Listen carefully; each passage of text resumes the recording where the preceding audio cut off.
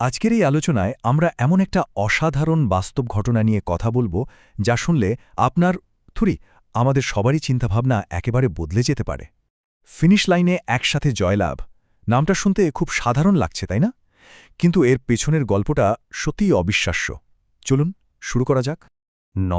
হ্যাঁ, শুধু একটা সংখ্যা নয়, কিন্তু আজকের এই পুরো গল্পটা, এই দারুণ মনস্তাত্ত্বিক ব্যাপারটা ঘুরপাক খাচ্ছে ঠিক এই ৯ জন মানুষকে ঘিরে। ভেবে দেখুন, পৃথিবীতে প্রতিদিন কত শত প্রতিযোগিতা হচ্ছে, কিন্তু এই বিশেষ ৯ জন প্রতিযোগী এমন একটা ইতিহাস তৈরি করে ফেলেছিলেন যা সত্যিই ভোলার মতো নয়। আচ্ছা, এবার মূল কথায় আসা যাক। একটা দৌড় প্রতিযোগিতায় জেতার আসল মানেটা আসলে কি?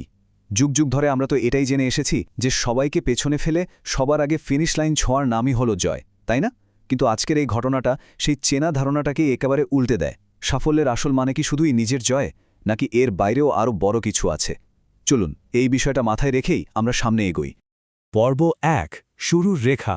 চলুন দেখে নেওয়া যাক ঠিক কোথায় আর কিভাবে এই ঐতিহাসিক মুহূর্তটা শুরু হয়েছিল। ঘটনাটা সিয়াটল স্পেশাল অলিম্পিক্সের ১০০ গজের একটা দৌড় প্রতিযোগিতা। সবচেয়ে বড় ব্যাপারটা হলো, এখানে অংশ নেওয়া এই ৯ জন প্রতিযোগী ছিলেন শারীরিক বা মানসিকভাবে বিশেষ ক্ষমতাসম্পন্ন, কিন্তু তাদের দেখলে আপনি বুঝতেই পারবেন না চোখে মুখে কোনো ক্লান্তি বা হতাশার চিহ্ন মাত্র নেই। বরং দৌড় শেষ করার আর যে কোনো মূল্যে জেতার এক অদম্য জেদ আর দারুণ উত্তেজনা নিয়ে তারা স্টার্টিং লাইনে দাঁড়িয়েছিলেন। সবার ভেতরেই তখন একটা চাপা উত্তেজনা, সবার আগে দৌড়টা শেষ করতে হবে। পর্ব ২, হোঁচট ও পতন। সবকিছু তো বেশ ঠিকঠাকই এগোচ্ছিল, কিন্তু গল্পটা এরপরই একটা অপ্রত্যাশিত মোড় নেয়। বন্দুকের আওয়াজের সাথে সাথেই ব্যাস শুরু হয়ে গেল সেই কাঙ্ক্ষিত দৌড়। প্রত্যেকটা প্রতিযোগী তাদের সর্বশক্তি দিয়ে সামনের দিকে ছুটতে শুরু করল। হয়তো সাধারণ ১০০ গজ দৌড়ের সেই বিদ্যুৎ গতির মতো ব্যাপারটা ছিল না, কিন্তু তাদের উৎসাহ আর দৌড় শেষ করার আনন্দটা ছিল দেখার মতো। স্টেডিয়ামের দর্শকদের তুমুল উল্লাস আর প্রতিযোগীদের এই দৌড় সব মিলিয়ে এক দারুণ, শক্তিতে ভরপুর একটা পরিবেশ। কিন্তু এই উৎসবের আমেজটা হঠাৎ করেই যেন থমকে গেল। সবাই ছুটছে ঠিকই, কিন্তু শুধু একজন ছাড়া। এই তীব্র প্রতিযোগিতার মাঝখানে একটা ছোট্ট ছেলে এমন এক পরিস্থিতির শিকার হল যা পুরো স্টেডিয়ামের দৃশ্যপটটাই বদলে দিল। দৌড় শুরু হওয়ার ঠিক পরপরই ছোট ছেলেটা পিচঢালা পথে হোঁচট খেয়ে পড়ে যায়। গতির চোটে সে কয়েকবার মাটিতে গড়িয়ে পড়ে, আর তারপর ব্যথা আর প্রচণ্ড হতাশায় সে ওখানেই বসে কাঁদতে শুরু করে দেয়। ভাবুন তো, দীর্ঘদিনের এত প্রস্তুতি, এত স্বপ্ন, সব যেন কয়েক সেকেন্ডের মধ্যে মাটিতে লুটিয়ে পড়ল।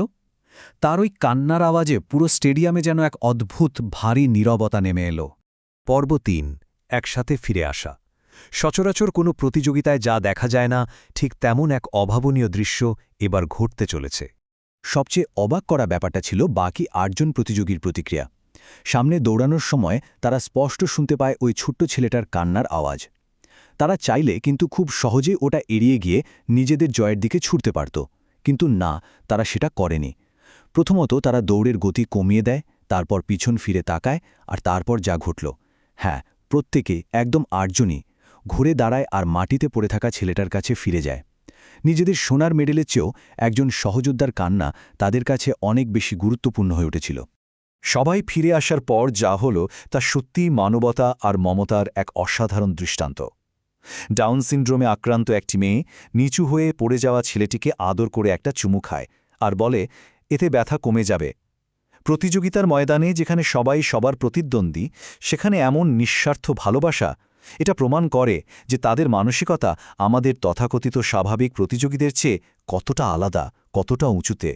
পর্ব ৪, একটি অভিন্ন ফিনিশ লাইন। হোঁচট খাওয়ার ওই অপ্রত্যাশিত ঘটনার পর দৌড়টা ঠিক কিভাবে শেষ হয়েছিল, চলুন এবার সেটা দেখি। আর এই ব্যাপারটা দারুণভাবে ফুটিয়ে তোলে এক অপূর্ব মানবিক বন্ধনকে। ছোট ছেলেটিকে মাটি থেকে তুলে দাঁড় করানোর পর কেউই কিন্তু আর একা দৌড়ে ফাস্ট হওয়ার চেষ্টা করেনি, বরং সেই ৯ জন প্রতিযোগী একে অপরের হাত শক্ত করে ধরল। তারপর তারা দৌড়ানোর বদলে একসাথে ফিনিশ লাইনের দিকে হাঁটতে শুরু করল।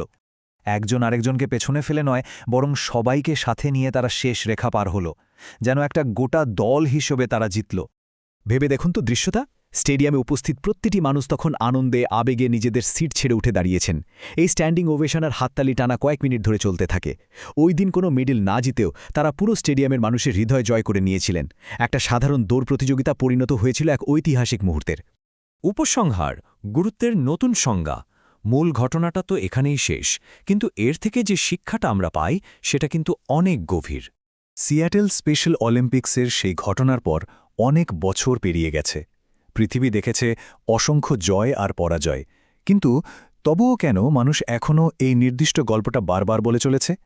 কেন এই ঘটনাটা স্মৃতি থেকে হারিয়ে যায়নি? আসলে এর উত্তরটা লুকিয়ে আছে আমাদের নিজেদেরই অন্তরের এক গভীর উপলব্ধির মাঝে। একদিকে যেমন রয়েছে নিজের জন্য জয়লাভ করা, যা আমাদের সমাজের একদম চেনা একটা মাপকাঠি। সবাই তো ফার্স্ট হতেই চায়, তাই না? কিন্তু অন্যদিকে রয়েছে অন্যদের জিততে সাহায্য করা। এই পুরো গল্পটা আমাদের চোখে আঙুল দিয়ে দেখিয়ে দেয় যে জীবনের আসল অর্থ কেবল নিজে একা জেতার মাঝে সীমাবদ্ধ নয়, বরং অন্যের জয়ে সাহায্য করার মাঝেও রয়েছে এক অদ্ভুত অনাবিল প্রশান্তি। আর হ্যাঁ, এর জন্য যদি নিজেদের যাত্রার গতি একটু কমিয়েও দিতে হয় বা সাময়িক পথ পরিবর্তন করতে হয়, তাতেও কোনো ক্ষতি নেই। আজকের আলোচনা শেষ করার আগে চলুন একটা বিষয় নিয়ে একটু ভাবি। এই 9 জন প্রতিযোগীর একসাথে ফিনিশ লাইন পার হওয়ার গল্পটা তো জানলাম, কিন্তু এটা কি আমাদের নিজেদের জীবনের পথ আর ছুটে চলার গতিকে একটু হলেও পরিবর্তন করতে পারে? আমরা কি কেবলই একা দৌড়াতে থাকব, নাকি আশেপাশের পড়ে যাওয়া মানুষদের হাত ধরে একসাথে ফিনিশ লাইনের দিকে এগোবো? ভেবে দেখবেন। এই প্রশ্নটা রেখেই আজ বিদায় নিচ্ছি। ভালো থাকবেন।